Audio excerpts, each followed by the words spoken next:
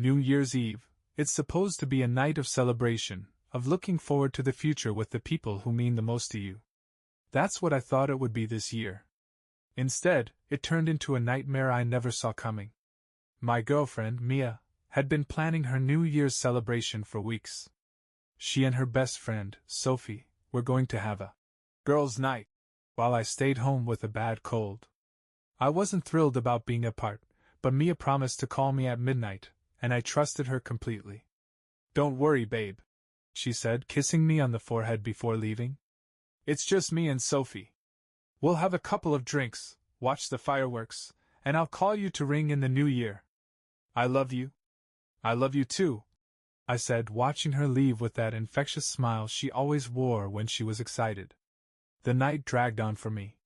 While she was out celebrating, I was stuck on the couch, surrounded by tissues and cold medicine, scrolling aimlessly through social media. Around 11 p.m., I got a text from her. "Mia, it's so fun! Fireworks are starting soon. Red Heart, miss you." I smiled and texted her back. "Miss you too. Call me when the clock strikes 12. She didn't reply, but I figured she was just caught up in the moment. Midnight came and went, and my phone stayed silent. At first, I told myself it wasn't a big deal. Maybe the fireworks were loud, or she'd forgotten to check the time. But as the minutes turned into hours, I started to worry. I called her. No answer. I texted. No reply. By 2 a.m., panic set in. Where was she? Why wasn't she responding? My mind raced with every possible scenario. Maybe her phone died, maybe she and Sophie got lost, maybe. No. I refused to think the worst. Mia loved me. She wouldn't do anything to hurt me. At 3 a.m., she finally called. Her voice was slurred, heavy with alcohol. "Hey, babe," she said, giggling softly. "Mia, where the hell have you been?" I asked, the worry in my voice coming out sharper than I intended. "I'm fine," she said, her words stumbling over each other. "Just had a lot to drink. Sophie's driving me home. Are you sure you're okay?" I pressed, still uneasy. Yeah, she said dismissively. "I'll see you soon, okay? Love you." She hung up before I could say anything else. When she got home, she reeked of alcohol and something else I couldn't place. Her hair was messy, her makeup smudged, and she avoided looking me in the eye as she mumbled a quick, "good night," and headed straight to the shower. Something felt off, but I didn't push her. She was drunk, and we could talk in the morning. The next day, Mia was unusually quiet. She didn't cuddle up to me like she usually did, and when I asked her how her night was, she kept her answers short and vague. "It was fine," she said, avoiding my gaze. "We drank, watched the fireworks, and that's about it." "Why didn't you call me at midnight?" I asked, trying to keep my tone light. "I lost track of time," she said quickly. "You know how it is." But I didn't know how it was, and the unease in my gut grew stronger. It wasn't until a few days later that I found out the truth. I was cleaning up around the house when I noticed her phone left on the coffee table. Normally, I wouldn't even think about snooping, but something about her behavior had been gnawing at me. I unlocked her phone and opened her messages with Sophie. What I saw made my stomach drop. "Sophie. I can't believe we actually did that, lol. What were we thinking?" Mia. "OMG, I know. I feel so guilty. I don't even remember their names."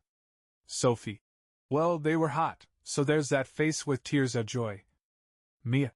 "Ugh, don't remind me. I feel like such an idiot. What if Sam finds out?" The blood drained from my face as I scrolled through the rest of the conversation. They'd gotten drunk, gone out for a walk, and met a couple of guys at some bar.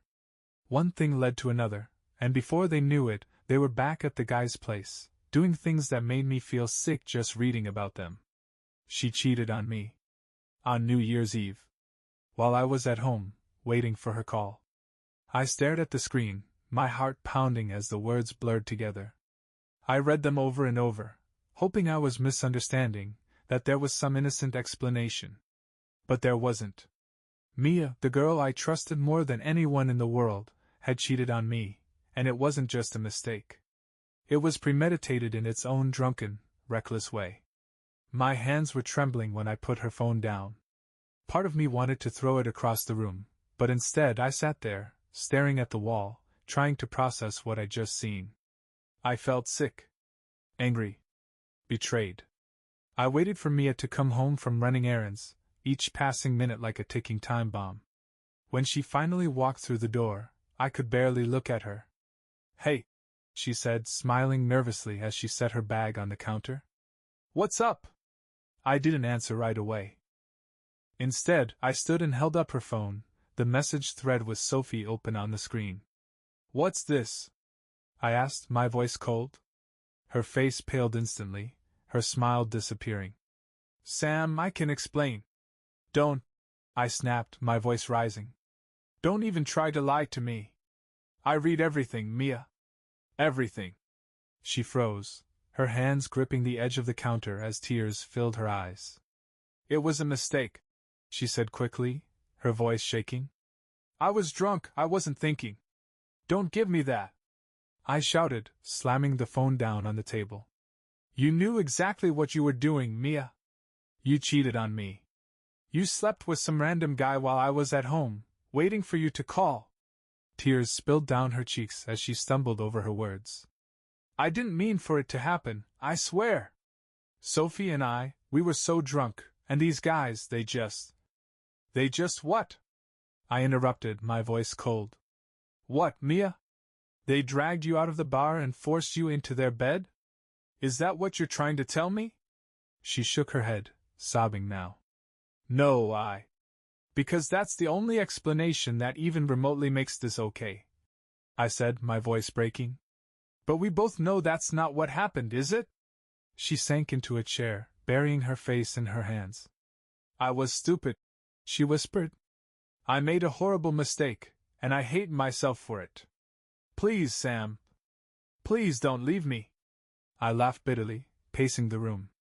"Don't leave you? You didn't even think about me when you were out there ruining everything we had. You didn't think about me when you were doing that." She looked up at me, her eyes desperate. "I was drunk, Sam.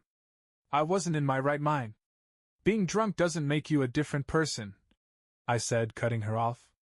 "It just reveals who you really are. And apparently, who you really are is someone who doesn't give a damn about the person who loves you." Her sobs grew louder, but I didn't feel any sympathy.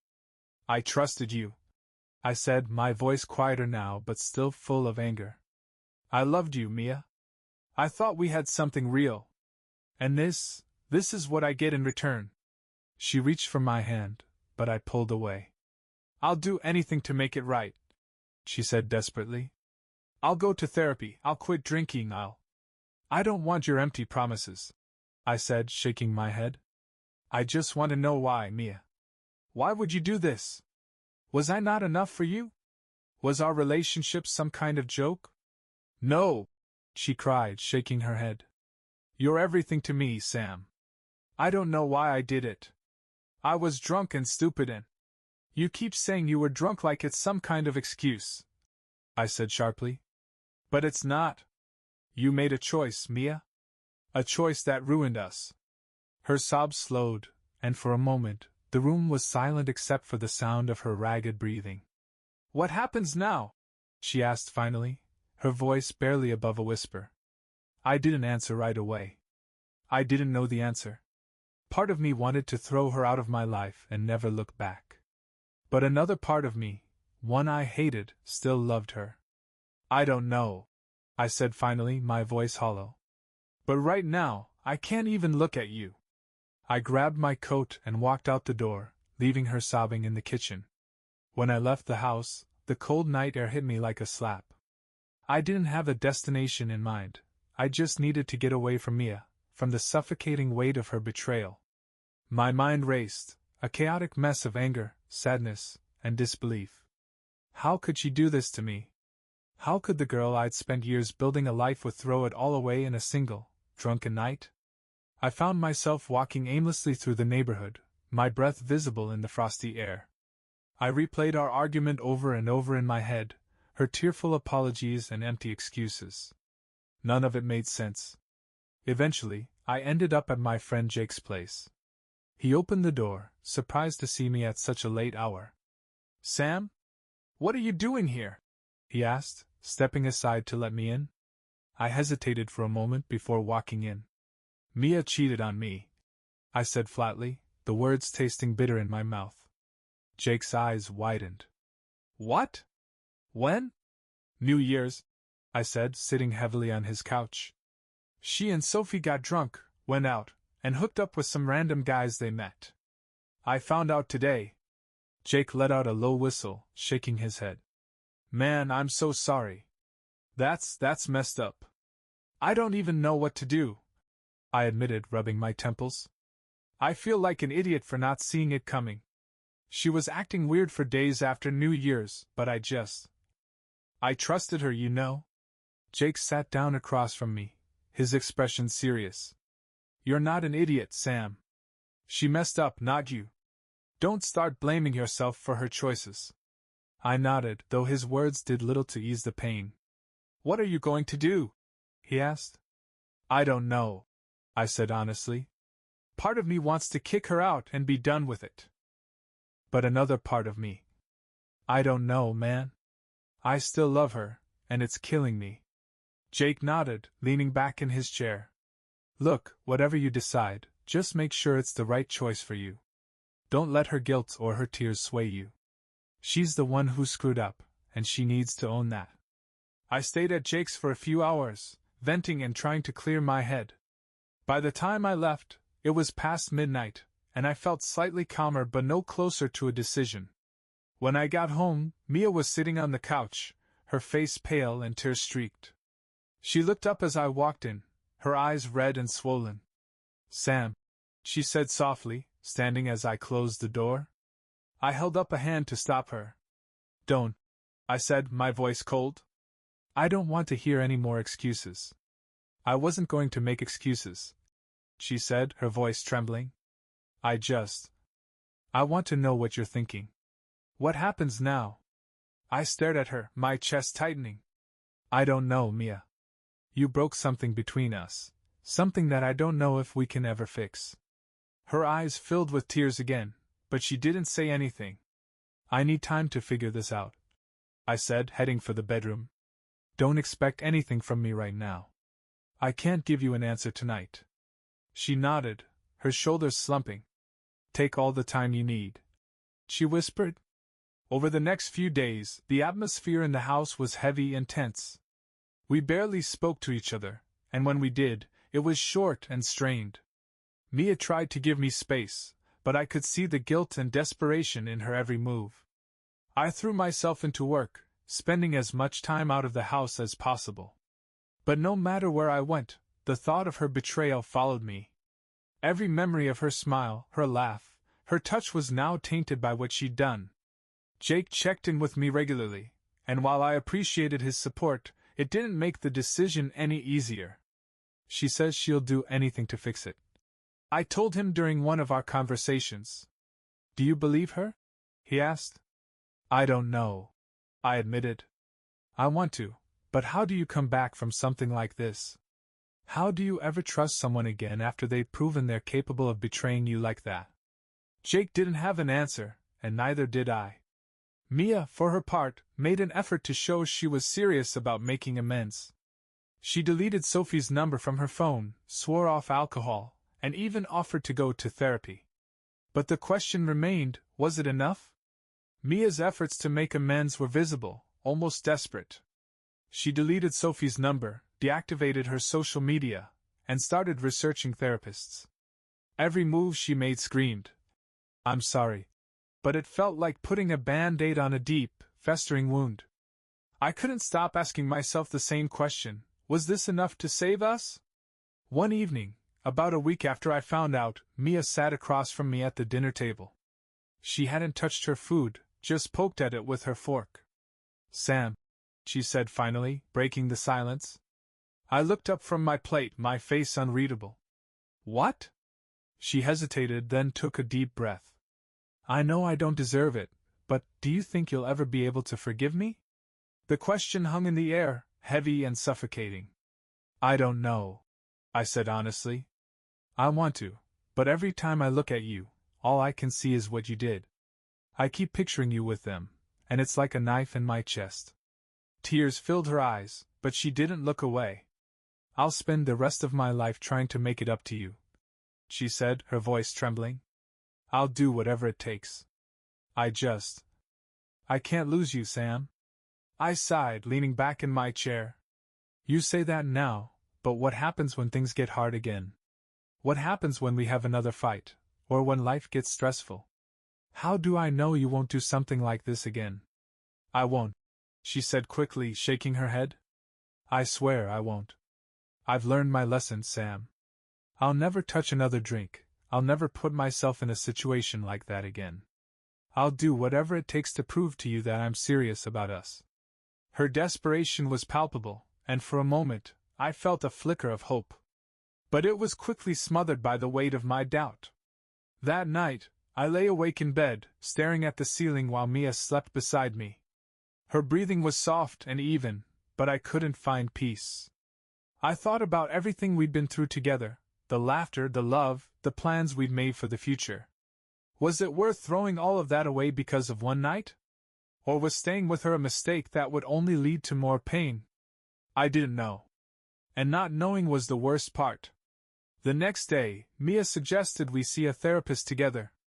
I think it'll help, she said, her voice tentative. Even if you don't want to forgive me yet, maybe it'll help us figure out where to go from here. I agreed, if only because I had no better ideas. The first session was awkward. The therapist, a soft-spoken woman named Dr. Patel, asked us to recount what had happened, and the words felt like shards of glass in my throat. Mia told her version of events, her voice breaking as she described how the night spiraled out of control. I don't even know why I did it, she said, tears streaming down her face. I wasn't thinking.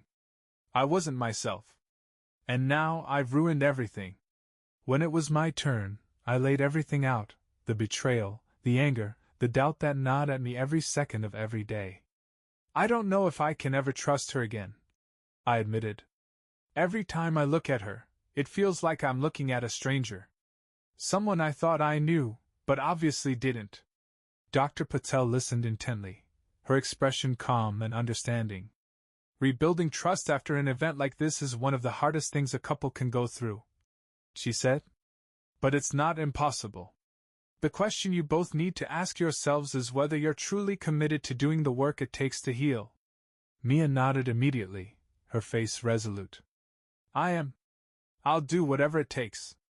I wasn't as quick to answer. I don't know if I can, I said quietly. But I'm willing to try. For now. The sessions became a weekly routine, and while they didn't magically fix everything, they forced us to confront the hard questions we'd been avoiding. Why had Mia cheated? Why hadn't she called me that night? What did it mean for us moving forward? Each answer brought a mix of clarity and pain, but it also began to chip away at the wall of resentment I'd built around myself. One night, after a particularly grueling session, Mia and I sat together on the couch. The silence between us was heavy, but not as suffocating as it had been before. Do you think we'll ever be okay again? She asked, her voice barely above a whisper. I don't know, I said honestly. But for the first time, it feels like maybe. Weeks turned into months, and while things were far from perfect, the heaviness in the air between Mia and me began to lift, slowly, almost imperceptibly. Therapy sessions forced us to confront the mess we'd made of our relationship, and bit by bit, I started to see glimmers of the woman I'd fallen in love with. But there were still cracks. Trust wasn't something that could be rebuilt overnight, and every small reminder of what she'd done threatened to send me spiraling. One afternoon, I was going through some old photos on my phone, trying to free up storage space. I scrolled past picture after picture of happier times, us at the beach, at family gatherings, on lazy Sundays cuddled up on the couch. Each image felt like a punch to the gut. I paused on a photo from last New Year's Eve, the one before everything fell apart. Mia was grinning at the camera, holding a glass of champagne, her face glowing with joy. I remembered how that night had felt, the warmth, the laughter, the love. I put the phone down, suddenly unable to breathe. That evening, during dinner, Mia noticed my silence. "Sam," she said cautiously, "is everything okay?" I looked up at her, my stomach churning. "Do you ever think about it?" I asked, my voice steady but heavy with meaning. She set her fork down, her eyes filling with guilt. "Every day," she said quietly. "Why didn't you tell me the truth sooner?" I asked. "Why did I have to find out by accident? Did you ever plan on telling me at all?" She took a deep breath, her hands trembling slightly. "I wanted to tell you," she said. "But I was terrified. I knew I'd already hurt you, and I thought if I told you, it would make everything worse.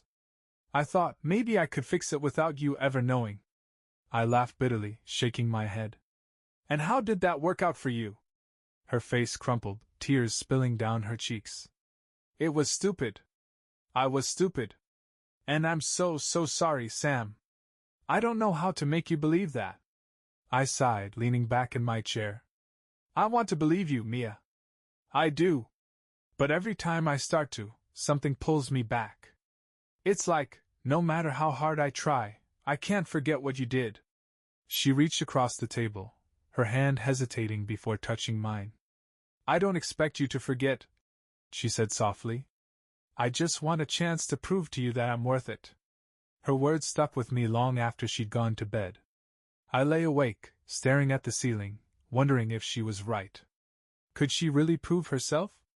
Could I ever see her the way I used to? And if not, what was the point of holding on? The next therapy session was a turning point.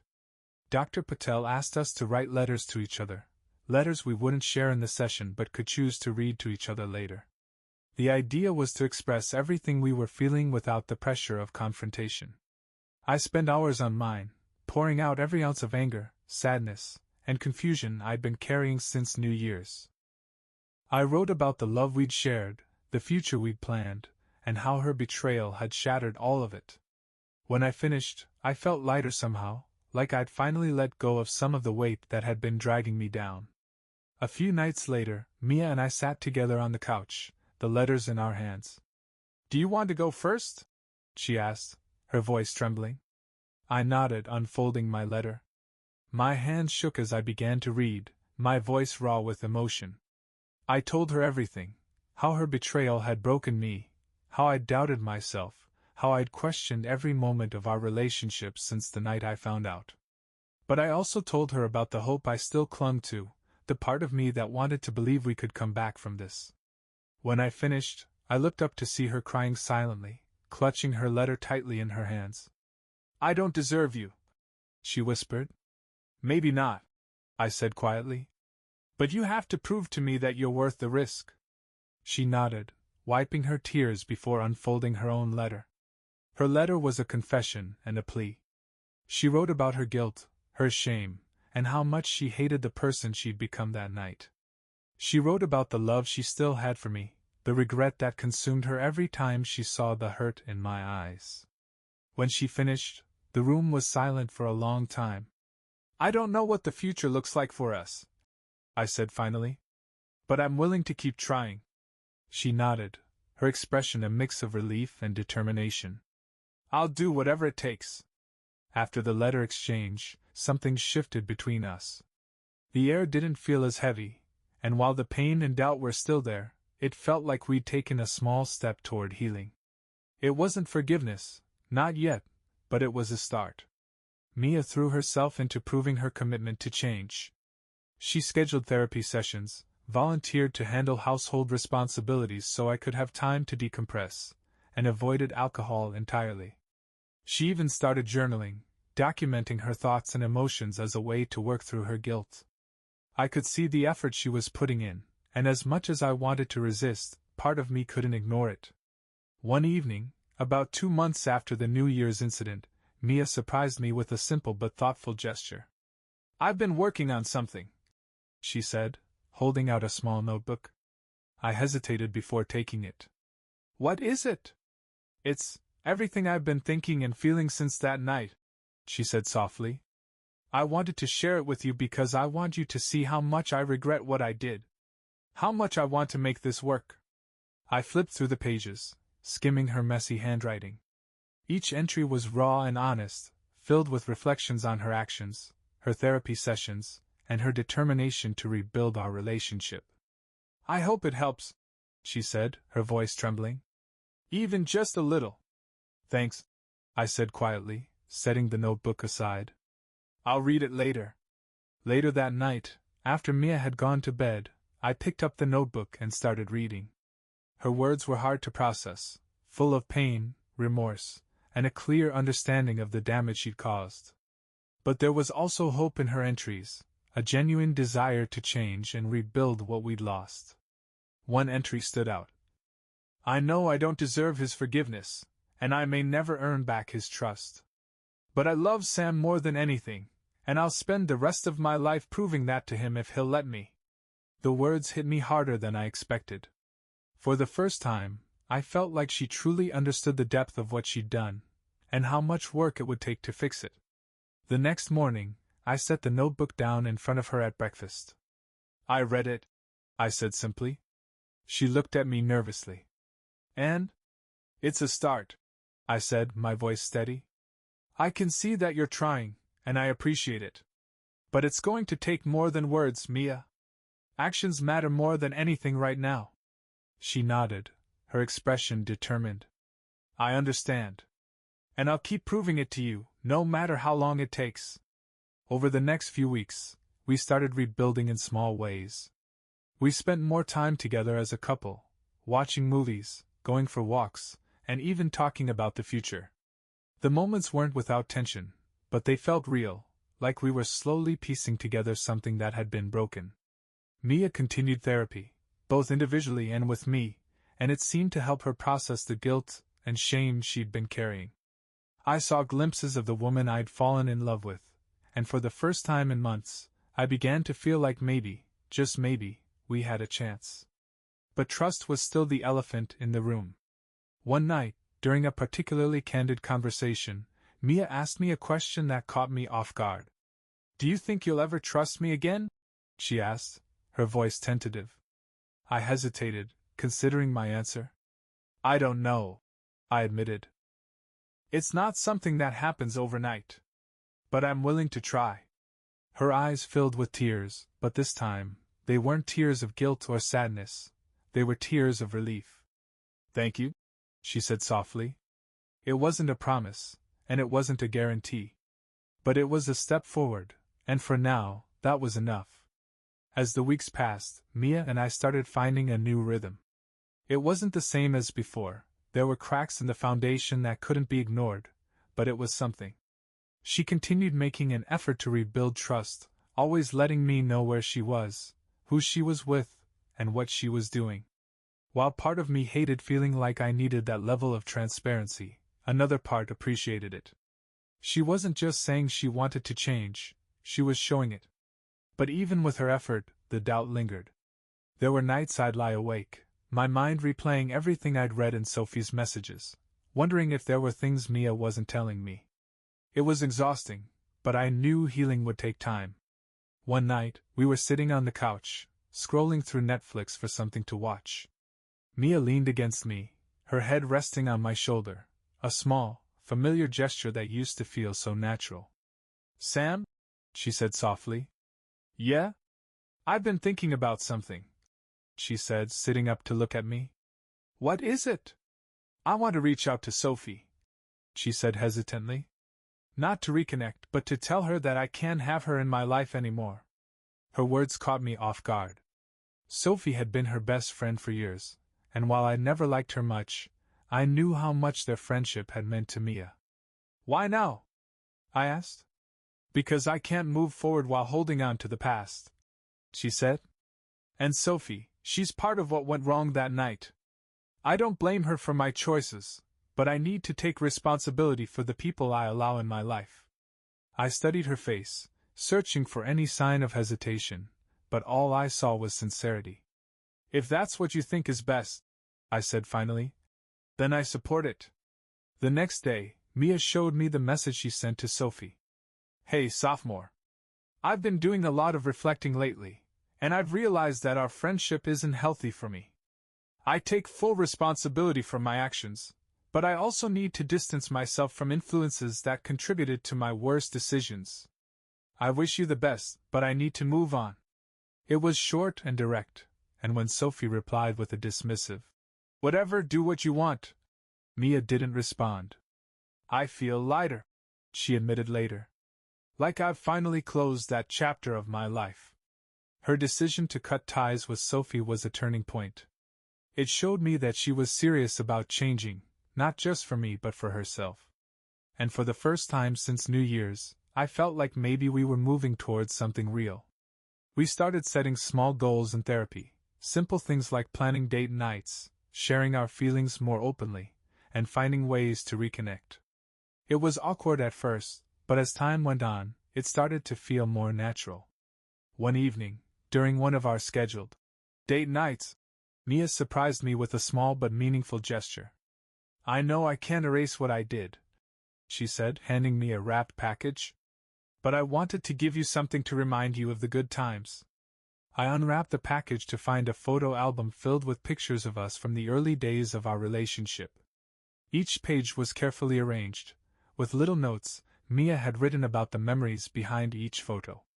"I thought maybe we could start adding to it again," she said, her voice nervous.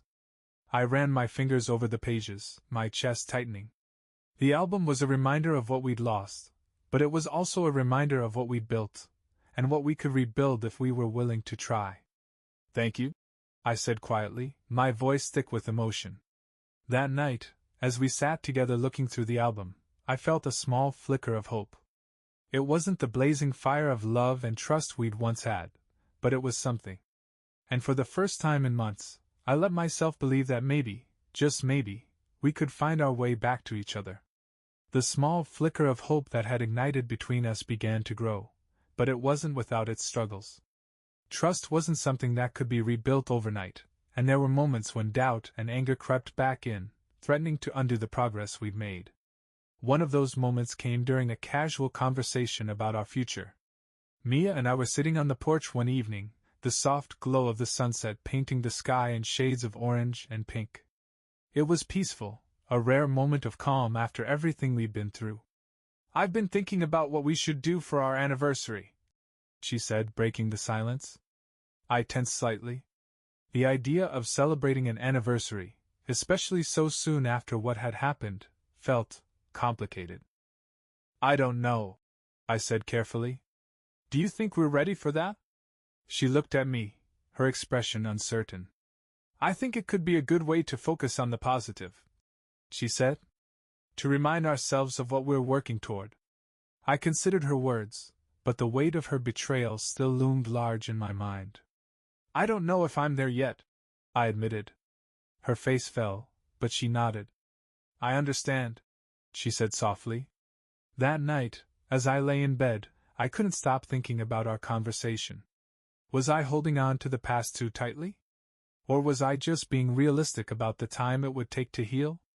I decided to bring it up in therapy the next day. "Mia wants to celebrate our anniversary," I told Dr. Patel during our session. "But I'm not sure I can do it. It feels fake, like we're pretending everything's okay when it's not."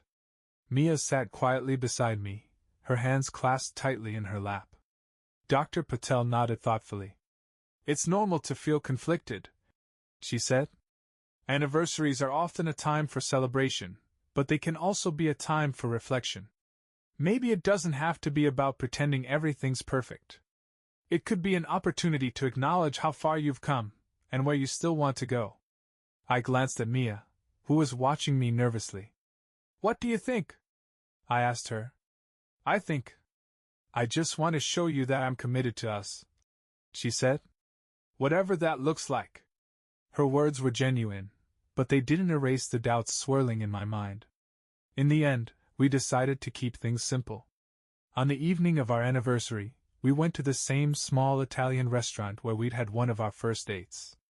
The atmosphere was warm and familiar, and for a moment, it felt like we were stepping back in time to a version of us that hadn't yet been broken. Over dinner, we talked about the good memories, our first trip together, The time I tried to teach her how to drive stick shift and ended up stalling out in the middle of traffic, the day we adopted our dog, Milo. For a little while, it was easy to forget the pain and focus on the love we still shared. After dinner, we took a walk through the park, the cool night air wrapping around us like a blanket. Mia slipped her hand into mine, and for the first time in what felt like forever, I didn't pull away.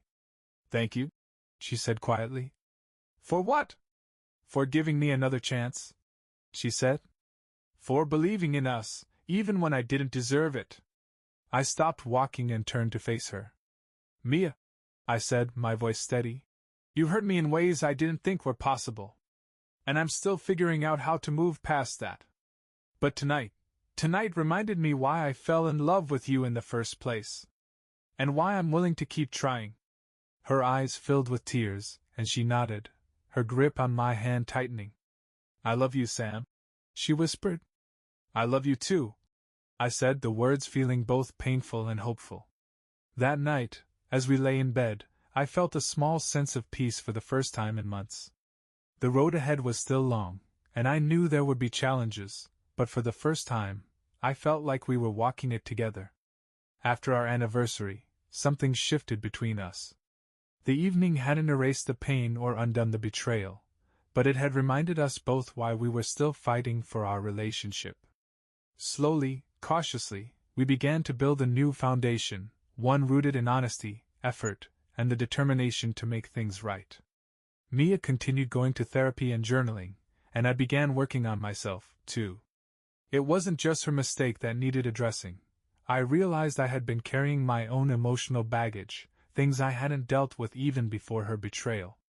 One evening, during one of our quieter moments together, Mia brought up something I hadn't expected. "Have you ever thought about taking a trip?" she asked, sitting cross-legged on the couch. "A trip?" I asked, raising an eyebrow. "Yeah," she said. "Something for us to do together. Just get away from everything for a little while. No distractions, no stress. Just us." The idea caught me off guard. We hadn't taken a trip in years, not since before the pandemic had turned everything upside down. "I don't know," I said cautiously. "Do you think we're ready for that?" "I think it could be good for us," she said earnestly. "A chance to reconnect, to make new memories." I considered her words, and for the first time, the thought didn't seem so far-fetched. "All right," I said finally. "But let's keep it simple. Something close by." Her face lit up, and for a moment, I saw the carefree joy I used to associate with her. "Deal." We decided on a weekend trip to a small cabin by the lake, a place we'd visited once early in our relationship. The drive was only a couple of hours, and the cabin offered just enough seclusion to feel like an escape without being isolating. The morning we left, I felt a mixture of excitement and apprehension.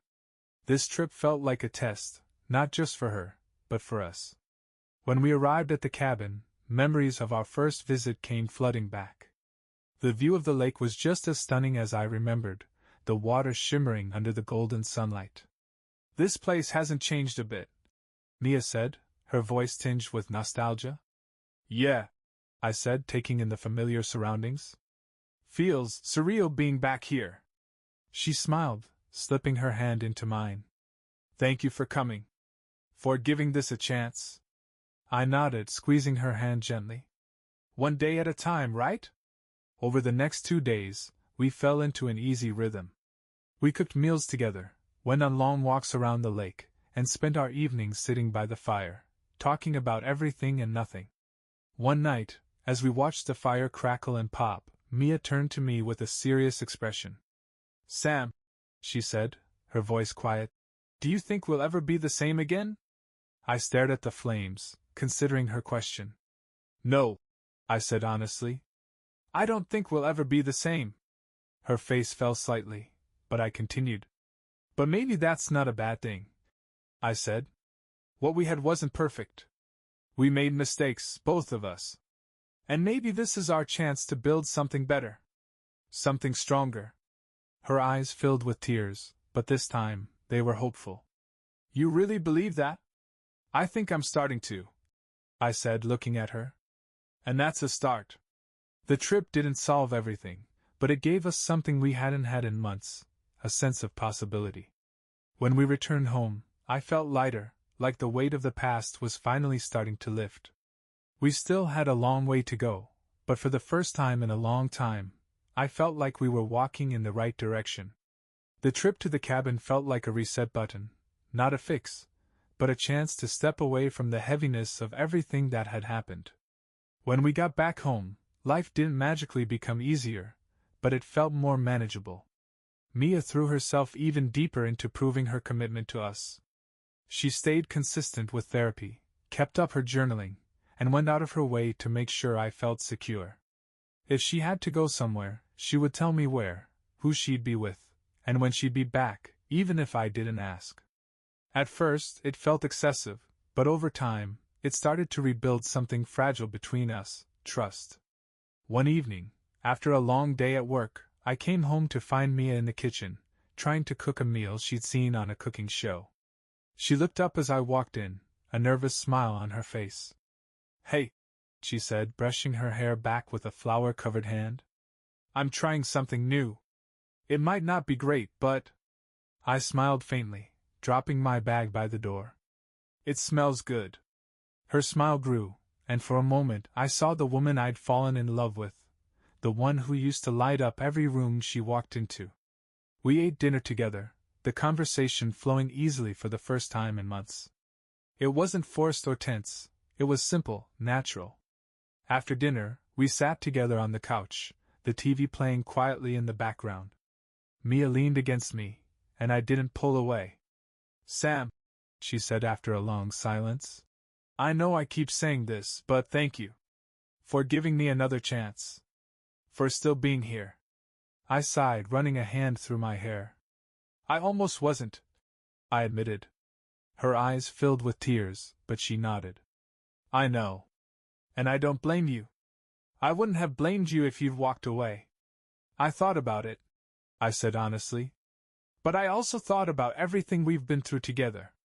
The good times, the plans we made, the life we were building. I didn't want to throw all of that away without at least trying to fix it." She reached for my hand, her grip firm but gentle. "I'll keep trying, Sam. Every day, for the rest of my life if I have to." I nodded, squeezing her hand. "I know." As time went on, things began to feel normal again. It wasn't the same normal we'd had before.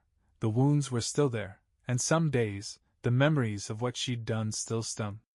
But those moments were becoming less frequent, replaced by new memories we were creating together. One weekend, we decided to tackle a home project we'd been putting off for years, repainting the living room. It was messy and chaotic, with paint splatters and more than a few disagreements about color choices, but it felt good. At one point, Mia accidentally tipped over a can of paint, and we both burst out laughing as it spread across the drop cloth. "That's going to be fun to clean up," I said, shaking my head. "Hey, it's a masterpiece," she said, grinning as she gestured to the mess. Her laughter was infectious, and for a moment, everything felt light. That night, as we admired our freshly painted walls, I realized something. We were moving forward. It wasn't perfect, and it wasn't easy, but it was progress. For the first time since New Year's, I felt like maybe, just maybe, we were going to be okay. Months passed, and life continued to feel more normal, more stable. The wounds were still there, but they were healing. The sharp edges of anger and betrayal had softened, and in their place was a cautious hope that maybe, just maybe, we'd found a way forward. Mia and I had fallen into a steady rhythm: therapy sessions, intentional time spent together, and the small, everyday gestures that reminded me she was still fighting for us. One evening, Mia surprised me with an idea. "I want us to write down our goals," she said, handing me a blank notebook. "Goals?" I asked, raising an eyebrow. "Yeah," she said, her tone nervous but hopeful. "Things we want to work on as a couple. Things we want for the future. I think it could help us focus on what we're building instead of what we've been through." I hesitated, flipping through the blank pages. "You really think this will help?" "I do," she said earnestly. It's not about forgetting the past, it's about making sure we're moving towards something better. Her words resonated with me, and after a moment I nodded. All right. Let's do it. That night, we sat together on the couch, brainstorming ideas for our list. Okay, Mia said, chewing on the end of her pen. What's one thing you'd like us to work on? I thought for a moment before writing. Continued building trust. Mia nodded, her expression serious. That's a good one, she said, adding it to the list. Her first contribution surprised me. Be more vulnerable with each other. Vulnerable? I asked, glancing at her. Yeah, she said. I think part of what went wrong before was that we stopped being honest about how we were feeling, about what we needed from each other. I don't want that to happen again. Her words stung a little, but I knew she was right. By the time we finished, our list was filled with everything from practical goals, like saving for a vacation or spending more time with friends, to deeper, more emotional ones, rebuilding intimacy, communicating better, and continuing therapy. As I looked at the list, a small sense of pride swelled in my chest. It wasn't a guarantee, but it was a start. A few weeks later, we hit a milestone I hadn't expected to reach so soon. I forgave her. It wasn't a big, dramatic moment.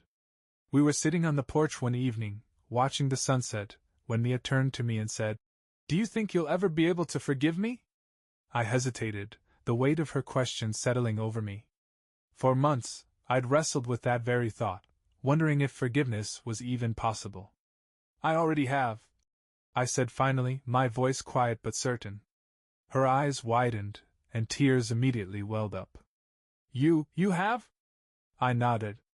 It doesn't mean I've forgotten, and it doesn't mean everything's perfect. But I don't want to carry this anger anymore. It's exhausting, and it's not who I want to be.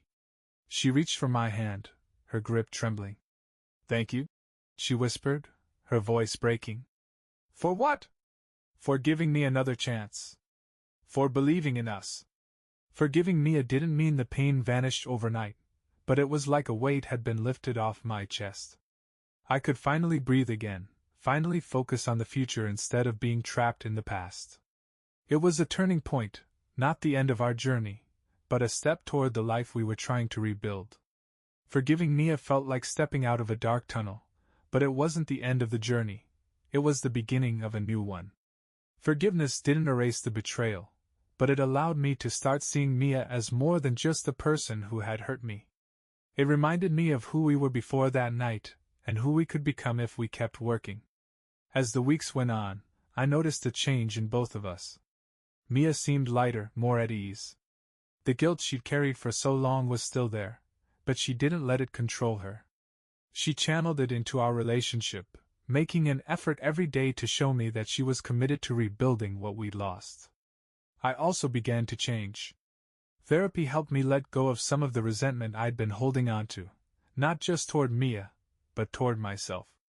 I'd spent months questioning if I'd missed the signs, if I'd done something wrong that led her to cheat. But I was starting to understand that while I wasn't a perfect partner, her choices were hers alone. One night during one of our weekly therapy sessions, Dr. Patel brought up the idea of gratitude.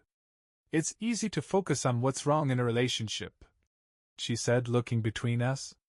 But what if you both took some time to acknowledge what's going right? The things you appreciate about each other? Mia nodded eagerly, but I hesitated. Gratitude felt like a foreign concept after everything we'd been through. Still, I agreed to give it a try. Later that evening, Mia handed me a small notebook. What's this? I asked, flipping through the blank pages. I thought we could write down one thing we're grateful for each day, she said. It doesn't have to be big, just something that reminds us why we're still here. I raised an eyebrow. You sure about this? What if I can't think of anything? She smiled faintly, her eyes tinged with hope. Then start small. Like I'm grateful we didn't burn dinner. Her attempt at humor made me chuckle, and for a moment, the tension between us eased. All right, I said, setting the notebook on the counter. Let's try it. At first, it was awkward. Writing down something I appreciated about Mia each day felt forced, like I was trying too hard to find silver linings in a storm. But over time, it became easier. Some days, my entries were simple. Grateful Mia made my favorite breakfast. Other days, they were more meaningful. Grateful Mia's still here, fighting for us. Mia's entry surprised me, too. She wrote things like, "Grateful Sam gave me another chance." And, "Grateful for the way Sam makes me feel safe." Seeing her words in black and white softened something in me.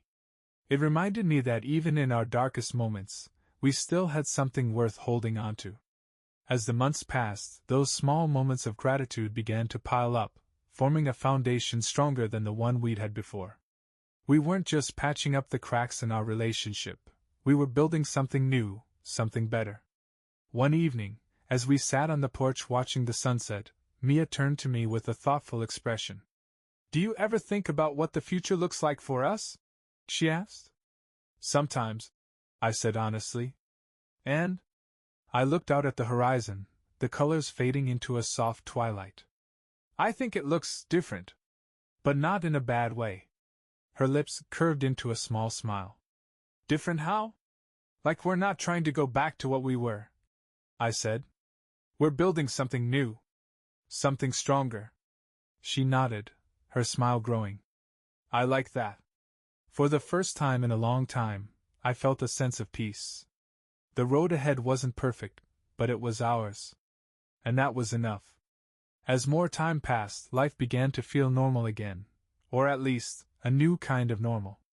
There were still moments of tension, flashes of doubt that crept in when I least expected them, but they were fewer and further between.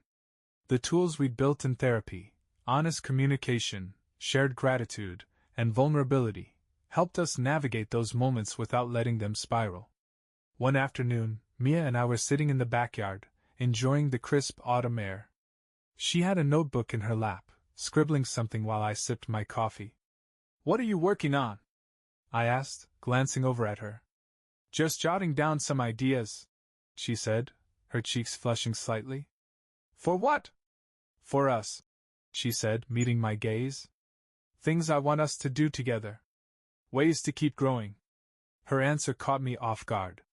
I'd spent so long waiting for her to slip up again, to prove my lingering doubts right, that I hadn't realized how much effort she was still putting into us. "Like what?" I asked, setting my coffee down. She smiled, flipping the notebook around to show me.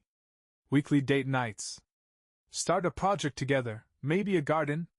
Take a class, dancing or cooking?" "Dancing?" I teased, raising an eyebrow. "You do remember I have 2 left feet, right?" She laughed, her smile reaching her eyes. "It's not about being good at it. It's about doing something fun together." I couldn't help but smile back. "All right," I said. "Let's try it." A week later, we found ourselves in a beginner's salsa class at the community center. I felt ridiculous, awkward and uncoordinated, but seeing Mia laugh, her face lighting up with joy, made it worth it. By the end of the class, we were both a sweaty mess, but I hadn't felt that carefree in years. "See?" Mia said, grinning as we left the studio. "Not so bad, was it?" I rolled my eyes playfully. "Speak for yourself. I think I stepped on your foot at least 5 times. She laughed, slipping her hand into mine. It was perfect.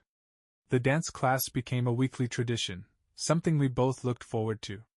It wasn't just about the dancing, it was about reconnecting, about finding joy in the little things again. As the weeks went on, we started tackling other items on Mia's list. We planted a small garden in the backyard, spent a weekend painting an old bookshelf, and even took a cooking class where we learned how to make pasta from scratch. Each activity brought us closer, chipping away at the wall that had once divided us. One evening, as we sat in the garden we built together, watching the fireflies dance in the twilight, Mia turned to me with a thoughtful expression. "Do you ever think about how far we've come?" she asked.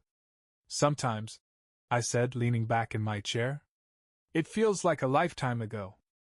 "It does," she agreed, her voice soft. "But I think everything we've been through has made us stronger. Not just as a couple, but as people." I nodded, letting her words sink in. She was right. The pain and betrayal hadn't defined us, they'd forced us to grow, to confront the flaws in ourselves and our relationship, and to build something better. I'm proud of us, she said, her eyes shining. Me too, I said, reaching for her hand. That night, as I lay in bed, I thought about how much had changed since that fateful New Year's Eve. The road to forgiveness had been long and grueling, but it had also taught me more about love, resilience, and the power of patience than I'd ever thought possible. We weren't the same people we'd been before, and we didn't have the same relationship. But in some ways, what we had now felt even more meaningful, because we'd fought for it. And for the first time, I truly believed we were going to be okay. The months after our reconciliation were a mix of quiet joy and occasional challenges. Healing wasn't a straight line, but it was steady, and I found myself reflecting more often on what we'd been through, and what we'd learned from it. One evening, while cleaning out the storage closet, I came across a box of old photos and mementos. It was filled with memories from the early days of our relationship, concert tickets, notes we'd written to each other, and pictures from our first trip together. Mia walked into the room as I was sifting through the box. "What's that?" she asked, sitting down beside me. "Memories," I said, holding up a picture of us at the beach. "I forgot we even had this." She leaned in, a soft smile on her face. "That was such a good day," she said, her voice tinged with nostalgia. "It was," I agreed, setting the photo aside. As we went through the box together, I realized how much we'd built over the years, and how much we still had to fight for. Later that night, Mia and I sat on the couch, the photo album we'd started months ago resting on the coffee table. "I've been thinking," I said, breaking the comfortable silence. "About what?" she asked, looking at me with curiosity. "About everything we've been through," I said. "And how far we've come." Her expression grew serious. "Do you regret staying?" I paused, considering her question. "No," I said finally. "I don't regret it. It wasn't easy, and there were times I wasn't sure we'd make it. But I think it was worth it." Tears filled her eyes, and she reached for my hand. "That means more to me than you'll ever know," she said softly. The truth was, staying hadn't just been about saving our relationship, it had been about growth. We'd both learned hard lessons about love, trust, and accountability. And while the pain of what had happened would always be a part of our story, it no longer defined us. One weekend, as we worked in the garden together, Mia turned to me with a smile. "Do you remember what you said to me at the cabin?" she asked. "Which part?" I said, wiping dirt off my hands. "You said we weren't going back to what we were," she said. "That we were building something new. Something stronger." I nodded, recalling the moment vividly. "Yeah, I remember." She smiled, her eyes shining. "I think we've done it. I think we've built something even better." I looked at her, the woman I'd fought so hard to rebuild my life with, and for the first time, I truly believed she was right. As the year drew to a close, I found myself reflecting on how much had changed since the last New Year's Eve. The wounds of that night hadn't vanished, but they had healed enough to become scars, reminders of the pain we'd endured and the strength it had taken to overcome it. Mia suggested we spend this New Year's Eve at home, just the two of us. "No parties, no crowds," she said. "Just us, focusing on what matters." I agreed. The idea of a quiet night felt right, a way to close the chapter on a year filled with challenges and growth. That evening, we cooked dinner together, laughing as we fumbled through a complicated recipe. By the time we sat down to eat, the clock read 10:30, and the house was filled with the warm, comforting smells of roasted vegetables and freshly baked bread. "This is nice," Mia said, smiling at me across the table. "It is," I agreed, raising my glass. "To new beginnings." She clinked her glass against mine, her eyes bright with emotion. "To us," she said softly. As midnight approached, we settled on the couch, the TV muted as the countdown began in the background. Mia leaned against me, her hand resting on my chest. "Sam," she said quietly. "Thank you." "For what?" I asked, glancing down at her. For believing in us, she said. For giving me the chance to prove I could be better. I kissed her forehead, my heart full. Thank you for proving it, I said. When the clock struck midnight, I held her close, the sound of fireworks in the distance. This New Year's wasn't about grand resolutions or wild celebrations. It was about gratitude for the lessons we'd learned, the love we'd rebuilt, and the future we were creating together. I knew the road ahead wouldn't always be easy. There would be more challenges, more moments of doubt. But for the first time in a long time, I felt certain that we could face them together. And that was enough.